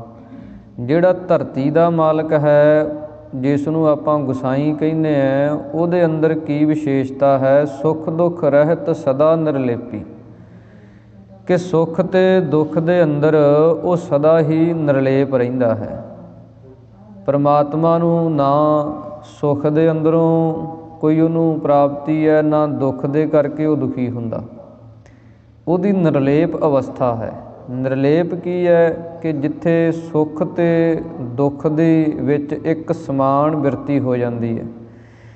ਸੁੱਖ ਦੇ ਅੰਦਰ ਵੀ ਉਹ ਪਰਮੇਸ਼ਰ ਵਾਹਿਗੁਰੂ ਚੇਤੇ ਰਹਿੰਦਾ ਹੈ, ਦੁੱਖ ਦੇ ਅੰਦਰ ਵੀ ਪ੍ਰਮਾਤਮਾ ਚੇਤੇ ਰਹਿੰਦਾ ਹੈ। ਉਹ ਨਿਰਲੇਪ ਅਵਸਥਾ ਹੈ। ਜਿਵੇਂ ਨਿਰਲੇਪ ਦੀ ਜਦੋਂ ਗੱਲ ਆਉਂਦੀ ਹੈ, ਅਸੰਗਤਾ ਦੀ ਗੱਲ ਆਉਂਦੀ ਹੈ, ਫਿਰ ਉੱਥੇ ਉਦਾਹਰਨਾਂ ਦਿੱਤੀਆਂ ਜਾਂਦੀਆਂ ਹਨ ਕਿ ਜਿਵੇਂ ਕਮਲ ਦਾ ਫੁੱਲ ਹੈ। ਕਮਲ ਦਾ ਫੁੱਲ ਜਿਹੜਾ ਰਹਿੰਦਾ ਪਾਣੀ ਦੇ ਅੰਦਰ ਹੈ, ਪਰ ਪਾਣੀ ਨਹੀਂ ਲੱਗਣ ਦਿੰਦਾ। ਇਸੇ ਪ੍ਰਕਾਰ ਮੁਰਗਾਈ ਨਹਿ ਸਾਣੇ, ਮੁਰਗਾਈ ਦੇ ਜਿਹੜੇ ਖੰਭ ਹਨ ਉਹਨਾਂ ਦੀ ਉਦਾਹਰਣ ਦਿੱਤੀ ਜਾਂਦੀ ਹੈ ਕਿ ਉਹ ਜਿਵੇਂ ਪਾਣੀ ਦੇ ਵਿੱਚ ਡੁਬਕੀ ਵੀ ਲਾ ਲਵੇ ਤੇ ਫਿਰ ਵੀ ਉਹਦੇ ਖੰਭ ਕਹਿੰਦੇ ਆ ਵੀ ਸੁੱਕੇ ਰਹਿੰਦੇ ਆ, ਗਿੱਲੇ ਨਹੀਂ ਹੁੰਦੇ। ਇਸੇ ਪ੍ਰਕਾਰ ਹੀ ਉਹ ਪਰਮੇਸ਼ਰ ਵਾਹਿਗੁਰੂ ਪ੍ਰਮਾਤਮਾ ਜੋ ਹੈ ਉਹ ਸੰਸਾਰ ਦੇ ਅੰਦਰ, ਸਾਡੇ ਅੰਦਰ ਮਿਲਿਆ ਹੋਇਆ, ਸਭ ਦੇ ਅੰਦਰ ਹੀ ਉਹ ਹੈ, ਪਰ ਉਹਦੇ 'ਤੇ ਇਹ ਦੁੱਖ ਸੁੱਖ ਦਾ ਕੋਈ ਪ੍ਰਭਾਵ ਨਹੀਂ ਪੈਂਦਾ। ਉਹ ਇਹਦੇ ਤੋਂ ਨਿਰਲੇਪ ਹੈ, ਅਸੰਗ ਹੈ, ਜਿਸ ਨੂੰ ਗੁਸਾਈ ਸਭ ਦਾ ਮਾਲਕ ਆਖਿਆ ਜਾਂਦਾ ਹੈ। ਸੋ ਤੁਮ ਹੀ ਮਹਿ ਬਸੈ ਨਿਰੰਤਰ, ਨਾਨਕ ਦਰਪਣ ਨਿਆਈ। ਸਤਿਗੁਰੂ ਜੀ ਕਹਿੰਦੇ ਉਹ ਨਿਰੰਤਰ ਇੱਕ ਰਸ ਲਗਾਤਾਰ ਤੇਰੇ ਹਿਰਦੇ ਦੇ ਵਿੱਚ ਵਸ ਰਿਹਾ। ਤੁਮ ਹੀ ਮਹਿ ਬਸੈ, ਤੇਰੇ ਅੰਦਰ ਹੀ ਵਸ ਰਿਹਾ। ਦਰਪਣ ਨਿਆਈ, ਜਿਵੇਂ ਸ਼ੀਸ਼ਾ ਹੁੰਦਾ ਹੈ ਤੇ ਸ਼ੀਸ਼ੇ ਦੇ ਵਿੱਚ ਆਪਾਂ ਦੇਖਦੇ ਹਾਂ, ਆਕਾਰ ਆਪਣਾ ਦੇਖਦੇ ਹਾਂ, ਸ਼ਕਲ ਸੂਰਤ ਦੇਖਦੇ ਹਾਂ, ਤੇ ਸ਼ੀਸ਼ੇ ਨੂੰ ਵੇਖ ਕੇ ਫਿਰ ਆਪਾਂ ਆਪਣੇ ਚਿਹਰੇ ਨੂੰ ਸਵਾਰਦੇ ਹਾਂ। ਕੋਈ ਪੱਗ ਬੰਨ੍ਹਦਾ ਹੈ, ਕੋਈ ਆਪਣੇ ਕੇਸ ਵਾਹੁੰਦਾ ਹੈ, ਕੋਈ ਆਪਣੇ ਚਿਹਰੇ ਨੂੰ ਸਵਾਰਦਾ ਹੈ। ਸ਼ੀਸ਼ਾ ਦੱਸਦਾ ਨਾ, ਸ਼ੀਸ਼ੇ ਵੱਲ ਵੇਖ ਵੇਖ ਕੇ ਸਵਾਰਦੇ ਹਾਂ। ਉਹ ਪਰਮੇਸ਼ਰ ਵਾਹਿਗੁਰੂ ਪ੍ਰਮਾਤਮਾ ਜਿਵੇਂ ਸ਼ੀਸ਼ਾ ਜਿਹੜਾ, ਉਹਦੇ 'ਤੇ ਸਾਡੇ ਸਰੀਰ ਦਾ ਕੋਈ ਪ੍ਰਭਾਵ ਨਹੀਂ। ਉਹ ਤਾਂ ਸਾਨੂੰ ਦੱਸ ਰਿਹਾ ਵੀ ਤੂੰ ਇੱਦਾਂ ਦਾ ਐਂ ਕਰ, ਇੱਥੋਂ ਸਹੀ ਕਰ। ਇਸੇ ਪ੍ਰਕਾਰ ਹੀ ਉਹ ਪ੍ਰਮਾਤਮਾ ਪਰਮੇਸ਼ਰ ਵਾਹਿਗੁਰੂ ਸਾਡੇ ਅੰਦਰ ਹੈ। ਅਤੇ ਜੇ ਆਪਾਂ ਉਹਦੇ ਸਨਮੁਖ ਹੋਣਾ, ਉਹਦੇ ਸਾਹਮਣੇ ਹੋਣਾ, ਅਤੇ ਉਹਨੇ ਸਾਨੂੰ ਫਿਰ ਅਸਲੀਅਤ ਦਿਖਾਉਣੀ ਹੈ ਵੀ ਤੂੰ ਕੀ ਚੀਜ਼ ਹੈ ਅਸਲ ਦੇ ਵਿੱਚ। ਅਤੇ ਉਹ ਕਿਉਂ ਨਹੀਂ ਦਿਸਦਾ? ਜਿਵੇਂ ਸ਼ੀਸ਼ਾ ਜਿਹੜਾ ਹੁੰਦਾ, ਜੇ ਸ਼ੀਸ਼ੇ ਦੇ ਉੱਤੇ ਮਿੱਟੀ ਘੱਟਾ ਪਿਆ ਹੋਵੇ, ਛਾਈਆਂ ਪਈਆਂ ਹੋਣ, ਫਿਰ ਉਹ ਸਾਫ਼ ਨਹੀਂ ਦਿਸਦਾ।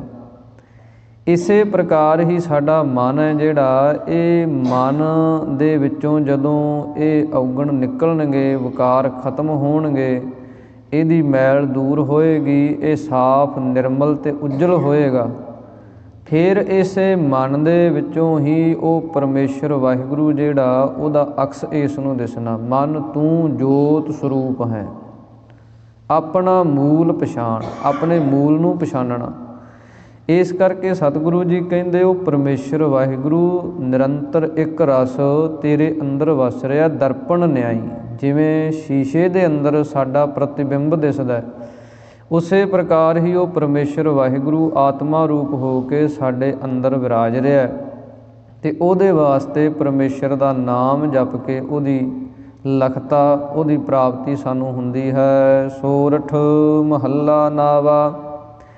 ਮਾਈ ਮੈਂ ਕਹਿ ਬਿਦ ਲਖੋ ਗੁਸਾਈ। ਸ਼੍ਰੀ ਗੁਰੂ ਤੇਗ ਬਹਾਦਰ ਮਹਾਰਾਜ ਅਗਲੇ ਸ਼ਬਦ ਦੇ ਅੰਦਰ ਬਚਨ ਕਰਦੇ ਹਨ। ਹੇ ਮਾਈ, ਮਾਈ ਤੋਂ ਭਾਵ ਹੈ ਹੇ ਉੱਤਮ ਸਖੀ, ਜਾਂ ਹੇ ਸਾਧੂ ਸੰਤ ਮਹਾਤਮਾ ਜਨੋ, ਮੈਂ ਕਹਿ ਬਿਦ ਲਖੋ ਗੁਸਾਈ। ਕਿਹੜੀ ਵਿਧੀ ਦੇ ਨਾਲ, ਕਿਹੜੇ ਢੰਗ ਦੇ ਨਾਲ ਮੈਂ ਉਹ ਪਰਮੇਸ਼ਰ ਵਾਹਿਗੁਰੂ ਨੂੰ ਜਾਣ ਸਕਦਾ ਹਾਂ, ਉਹਨੂੰ ਸਮਝ ਸਕਦਾ ਹਾਂ। ਮਹਾ ਮੋਹ ਅਗਿਆਨ ਤਿਮਰ, ਮੋਹ ਮਨ ਰਹਿਓ ਉਰਝਾਈ। ਸ਼੍ਰੀ ਗੁਰੂ ਤੇਗ ਬਹਾਦਰ ਮਹਾਰਾਜ ਬਚਨ ਕਰਦੇ ਹਨ ਕਿ ਸਾਡਾ ਮਨ ਜਿਹੜਾ ਉਹ ਕੈਸਾ ਹੈ ਕਿ ਮਹਾ ਮੋਹ, ਜਿਹੜਾ ਗਾੜਾ ਮੋਹ ਹੈ, ਗੂੜਾ ਮੋਹ ਹੈ। ਕਿਸੇ ਚੀਜ਼ ਦੇ ਅੰਦਰ ਮਨੁੱਖ ਨੇ ਇੰਨਾ ਅਸ਼ਕਤ ਹੋ ਜਾਣਾ, ਉਹਦੇ ਅਧੀਨ ਹੋ ਜਾਣਾ, ਉਸ ਨੂੰ ਮਹਾ ਮੋਹ ਆਖਿਆ। ਫਿਰ ਅਗਿਆਨ ਤਿਮਰ, ਜਿਹੜਾ ਅਗਿਆਨਤਾ ਦਾ ਤਿਮਰ ਹਨੇਰਾ ਹੈ, ਉਹਦੇ ਵਿੱਚ ਮਨ ਰਹਿਓ ਉਰਝਾਈ। ਮਨ ਜਿਹੜਾ ਉਲਝਿਆ ਪਿਆ, ਮਨ ਜਿਹੜਾ ਉਹ ਮੋਹ ਦੇ ਅਧੀਨ ਹੋਇਆ, ਹਨੇਰੇ ਦੇ ਵਿੱਚ ਹੋਇਆ, ਅਤੇ ਇਹ ਉਹਦੇ ਵਿੱਚ ਖਚਿਤ ਹੋ ਰਿਹਾ, ਫਸਿਆ ਹੋਇਆ। ਇਸ ਕਰਕੇ ਕਿਵੇਂ ਉਹ ਪਰਮੇਸ਼ਰ ਨੂੰ ਜਾਣ ਸਕਦੇ ਆ, ਕਿਵੇਂ ਉਹਨੂੰ ਸਮਝ ਸਕਦੇ ਆ? ਰਹਾਉ ਸਗਲ ਜਨਮ ਭਰਮ ਹੀ ਭਰਮ ਖੋਇਓ, ਨਹਿ ਅਸਥਿਰ ਮਤ ਪਾਈ। ਸਤਿਗੁਰੂ ਜੀ ਕਹਿੰਦੇ ਹਨ, ਬੇਨਤੀਆਂ ਕਰੀਏ ਪਰਮੇਸ਼ਰ ਦੇ ਅੱਗੇ। ਇਹ ਜਦੋਂ ਕੋਈ ਭਗਤੀ ਅਤੇ ਵਿਰਾਗ ਅਤੇ ਤਿਆਗ ਦੇ ਅੰਦਰ ਪੂਰਾ ਭਰ ਜਾਂਦਾ, ਫਿਰ ਉਹਦੀਆਂ ਇਹ ਅਰਦਾਸਾਂ ਹੁੰਦੀਆਂ, ਬੇਨਤੀਆਂ ਹੁੰਦੀਆਂ ਕਿ ਪਰਮੇਸ਼ਰ ਵਾਹਿਗੁਰੂ ਸਗਲ ਜਨਮ ਭਰਮ ਹੀ ਭਰਮ ਖੋਇਓ, ਕਿ ਅਸੀਂ ਸਾਰਾ ਜਨਮ ਭਰਮ ਦੇ ਵਿੱਚ ਭਰਮਣ ਕਰਦੇ ਖੋ ਦਿੱਤਾ। ਨਹਿ ਅਸਥਿਰ ਮਤ ਪਾਈ, ਜਿਹੜੀ ਅਚਲ ਮਤ ਸੀ, ਅਡੋਲ ਮਤ ਸੀ, ਉਹਦੀ ਸਾਨੂੰ ਪ੍ਰਾਪਤੀ ਨਹੀਂ ਹੋਈ। ਆਹਰਣ ਮਤ ਵੇਦ ਹਥਿਆਰ, ਜਿਵੇਂ ਆਹਰਣ ਹੁੰਦੀ ਹੈ, ਆਹਰਣ ਦੇ ਉੱਤੇ ਸੱਟਾਂ ਮਾਰੀਏ ਆਪਾਂ, ਉਹ ਅਡੋਲ ਰਹਿੰਦੀ ਹੈ। ਇਸੇ ਪ੍ਰਕਾਰ ਹੀ ਇੱਕ ਐਸੀ ਮੱਤ ਸਾਨੂੰ ਪ੍ਰਾਪਤ ਹੋ ਜਾਣੀ, ਐਸੀ ਅਕਲ ਮਿਲ ਜਾਣੀ ਕਿ ਸੰਸਾਰ ਦੇ ਜਿੰਨੇ ਦੁੱਖ ਹੈ, ਤਕਲੀਫ ਹਨ, ਚਿੰਤਾਵਾਂ ਹਨ, ਇਹਨਾਂ ਦੇ ਵਿੱਚ ਮੱਤ ਡੋਲਣੀ ਨਾ, ਪਰਮੇਸ਼ਰ ਚੇਤੇ ਰੱਖਣਾ, ਉਹਨੂੰ ਯਾਦ ਕਰੀ ਜਾਣਾ। ਵੱਡੇ ਤੋਂ ਵੱਡਾ ਦੁੱਖ ਜਿਹੜਾ, ਉਹਦੀ ਵੀ ਪਰਵਾਹ ਨਾ ਕਰਨੀ, ਡੋਲਣਾ ਨਾ। ਉਹ ਅਸਥਿਰ ਮੱਤ ਹੈ। ਉਹ ਜਿਹੜੀ ਮੱਤ ਹੈ, ਸਤਿਗੁਰੂ ਜੀ ਕਹਿੰਦੇ ਉਹ ਵੀ ਸਾਨੂੰ ਪ੍ਰਾਪਤ ਨਹੀਂ ਹੋਈ। ਵਿਖਿਆ ਸਖਤ ਰਹਿਓ ਨਿਸਬਾਸੁਰ, ਨਹਿ ਛੂਟੀ ਅਦਮਾਈ।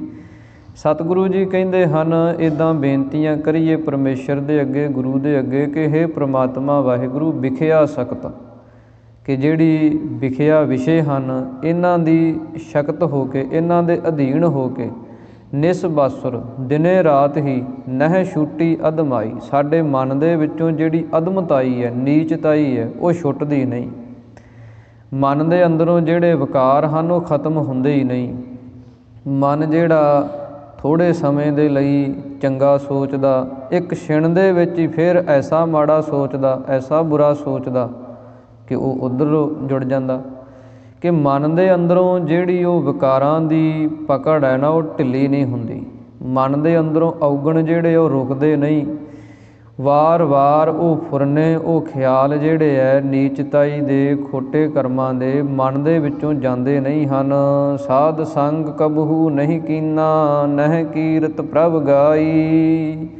ਸਤਿਗੁਰੂ ਜੀ ਕਹਿੰਦੇ ਹਨ ਕਿ ਮਨ ਦੇ ਅੰਦਰ ਜਦੋਂ ਮਨ ਨਿਰਮਲ ਹੋ ਜਾਂਦਾ ਤੇ ਉਹਦੇ ਵਾਸਤੇ ਫਿਰ ਉਹਦੀ ਨਿਰਮਲਤਾ ਬਣਾਈ ਰੱਖਣ ਵਾਸਤੇ ਨਿਮਰਤਾ ਹੁੰਦੀ ਹੈ। ਜਦੋਂ ਸਾਡਾ ਮਨ ਭਗਤੀ ਵੀ ਕਰਨ ਲੱਗ ਪਿਆ, ਬਾਣੀ ਵੀ ਪੜ੍ਹਨ ਲੱਗ ਪਿਆ, ਗੁਰੂ ਘਰ ਵੀ ਜਾਣ ਲੱਗ ਪਿਆ, ਨਾਮ ਵੀ ਜਪਣ ਲੱਗ ਪਿਆ, ਫਿਰ ਉਹ ਸਾਰੀ ਚੀਜ਼ ਬਣੀ ਰਵੇ, ਉਹਦੇ ਵਾਸਤੇ ਨਿਮਰਤਾ ਹੁੰਦੀ ਹੈ। ਕਿਉਂਕਿ ਜੇ ਥੋੜ੍ਹੀ ਜਿਹੀ ਵੀ ਹੰਗਤਾ ਅੰਦਰ ਆ ਗਈ ਵੀ ਮੈਂ ਪਾਠ ਕਰਦਾ, ਉਸੇ ਸਮੇਂ ਹੀ ਇਹ ਮਨ ਜਿਹੜਾ ਫਿਰ ਵਿਕਾਰਾਂ ਦੇ ਵੱਲ ਜਾਣ ਲੱਗ ਪੈਂਦਾ।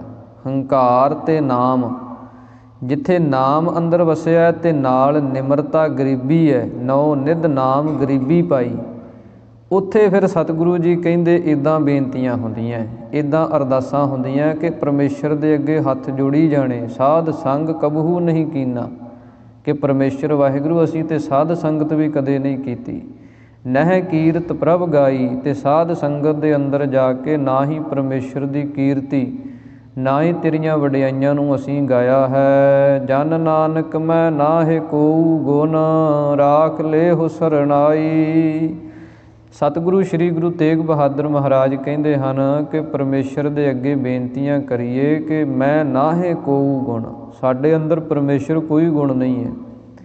ਕੋਈ ਸਾਡੇ ਅੰਦਰ ਨਾਮ ਜਪਣ ਦਾ, ਭਗਤੀ ਕਰਨ ਦਾ, ਬਾਣੀ ਪੜ੍ਹਨ ਦਾ ਕੋਈ ਵੀ ਗੁਣ ਸਾਡੇ ਅੰਦਰ ਨਹੀਂ। ਰਾਖ ਲੇਹੋ ਸਰਨਾਈ, ਅਸੀਂ ਤੇਰੀ ਸ਼ਰਨ ਦੇ ਵਿੱਚ ਹਾਂ ਤੇ ਤੂੰ ਹੀ ਸਾਡੀ ਹੁਣ ਰੱਖਿਆ ਕਰ।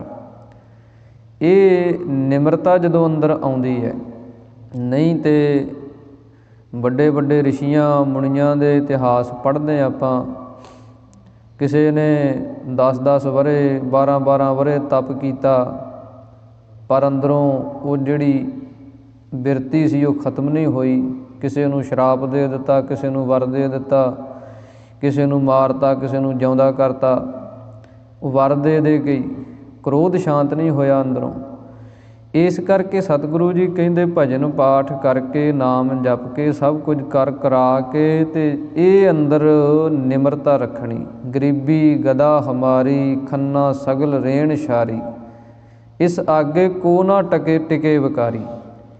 ਵੱਡੇ ਤੋਂ ਵੱਡੇ ਵਿਕਾਰ ਜਿਹੜੇ ਆ ਉਹ ਨਿਮਰਤਾ ਦੇ ਅੱਗੇ ਢਿੱਲੇ ਪੈ ਜਾਂਦੇ ਆ। ਜੇ ਬੰਦੇ ਦੇ ਅੰਦਰ ਨਿਮਰਤਾ ਹੈ, ਸ਼ਾਂਤੀ ਅਤੇ ਟਿਕਾ ਹੈ, ਗੁਰੂ ਦੇ ਅੱਗੇ ਅਰਦਾਸਾਂ ਹਨ, ਫਿਰ ਮਨ ਦੇ ਵਿੱਚੋਂ ਕਾਮ, ਕ੍ਰੋਧ, ਲੋਭ, ਮੋਹ, ਹੰਕਾਰ ਇਹ ਨਹੀਂ ਆਉਂਦੇ, ਇਹ ਖਤਮ ਹੋ ਜਾਂਦੇ। ਕਿਉਂਕਿ ਸਭ ਦਾ ਮੁੱਢ ਹੰਕਾਰ ਹੈ। ਅਤੇ ਜਦੋਂ ਮਨੁੱਖ ਨੇ ਸੋਚਿਆ ਵੀ ਮੈਂ ਕਰਦਾ, ਬਸ ਉਹ ਨਾਲ ਹੀ ਸਾਰਾ ਕੁਛ ਫਿਰ ਆਪੇ ਹੀ ਆਈ ਜਾਂਦਾ। ਮੈਂ ਦੇ ਨਾਲ ਹੀ ਸਭ ਕੁਝ ਜੁੜ ਜਾਂਦਾ। ਇਸ ਕਰਕੇ ਸਤਿਗੁਰਾਂ ਨੇ ਇਹ ਉਪਦੇਸ਼ ਸਾਨੂੰ ਬਖਸ਼ਿਸ਼ ਕੀਤੇ ਹਨ ਕਿ ਪਰਮੇਸ਼ਰ ਦੇ ਅੱਗੇ ਜਪ, ਤਪ, ਸੰਜਮ, ਧਰਮ ਨਾ ਕਮਾਇਆ, ਸੇਵਾ ਸਾਧ ਨਾ ਜਾਣਿਆ ਹਰ ਰਾਇਆ। ਕਹੋ ਨਾਨਕ ਹਮ ਨੀਚ ਕਰਮਾ, ਸਰਣ ਪਰੇ ਕੀ ਰੱਖੋ ਸਰਮਾ। ਨਾ ਹੋ ਜਤੀ ਸਤੀ ਨਹੀਂ ਪੜ੍ਹਿਆ, ਮੂਰਖ ਮੁਗਦਾ ਜਨਮ ਭਇਆ। ਪ੍ਰਣਵਤ ਨਾਨਕ ਤਿਨ ਕੀ ਸਰਣਾ। ਇੱਦਾਂ ਬੇਨਤੀਆਂ ਕਰਨੀਆਂ ਪਰਮੇਸ਼ਰ ਦੇ ਅੱਗੇ, ਅਰਦਾਸਾਂ ਜੋਦੜੀਆਂ ਕਰਨੀਆਂ। ਤਰਸ ਪਿਆ ਮਿਹਰਾਮਤ ਹੋਈ, ਸਤਿਗੁਰ ਸੱਜਣ ਮਿਲਿਆ। ਇਸ ਪ੍ਰਕਾਰ ਸਤਿਗੁਰਾਂ ਨੇ ਇਹ ਉਪਦੇਸ਼ ਸਾਨੂੰ ਬਖਸ਼ਿਸ਼ ਕੀਤੇ ਆ। ਧੰਨ ਸ਼੍ਰੀ ਗੁਰੂ ਤੇਗ ਬਹਾਦਰ ਮਹਾਰਾਜ ਬਚਨ ਕਰਦੇ ਹਨ ਕਿ ਉਹ ਪਰਮੇਸ਼ਰ ਵਾਹਿਗੁਰੂ ਦੇ ਅੱਗੇ ਇੱਦਾਂ ਬੇਨਤੀਆਂ ਕਰੀਏ ਕਿ ਜਨ ਨਾਨਕ ਮੈਂ ਨਾਹੇ ਕੋਊ ਗੁਣ, ਰਾਖ ਲੇਹੋ ਸਰਨਾਈ। ਹੇ ਪਰਮੇਸ਼ਰ ਵਾਹਿਗੁਰੂ, ਸਾਡੇ ਅੰਦਰ ਕੋਈ ਗੁਣ ਨਹੀਂ, ਕੋਈ ਵਿਸ਼ੇਸ਼ਤਾ ਨਹੀਂ, ਅਤੇ ਤੇਰੀ ਸ਼ਰਨ ਦੇ ਅਸੀਂ ਆਏ ਹੋਏ ਹਾਂ, ਸ਼ਰਨ ਪਏ ਹੋਏ ਹਾਂ। ਅਤੇ ਜੋ ਸਰਨ ਆਵੈ ਤਿਸ ਕੰਠ ਲਾਵੈ, ਇਹ ਬਿਰਧ ਸੁਆਮੀ ਸੰਦਾ। ਸ਼ਰਨ ਆਏ ਦੀ ਰੱਖਿਆ ਕਰਨੀ ਇਹ ਪਰਮੇਸ਼ਰ ਦਾ ਸੁਭਾਅ ਹੈ, ਉਹਦਾ ਬਿਰਧ ਹੈ, ਉਹਦਾ ਨਿਯਮ ਹੈ। ਇਸ ਕਰਕੇ ਸਤਿਗੁਰੂ ਜੀ ਕਹਿੰਦੇ ਉਹਦੀ ਸ਼ਰਨ ਪੈ ਕੇ, ਨਾਮ ਜਪ ਕੇ, ਬਾਣੀ ਪੜ੍ਹ ਕੇ ਅਤੇ ਪਰਮੇਸ਼ਰ ਦੇ ਅੱਗੇ ਅਰਦਾਸਾਂ ਬੇਨਤੀਆਂ ਕਰਕੇ ਅਤੇ ਆਪਣਾ ਜੀਵਨ ਜਿਹੜਾ ਉਹ ਸਫਲ ਬਣਾਈਏ।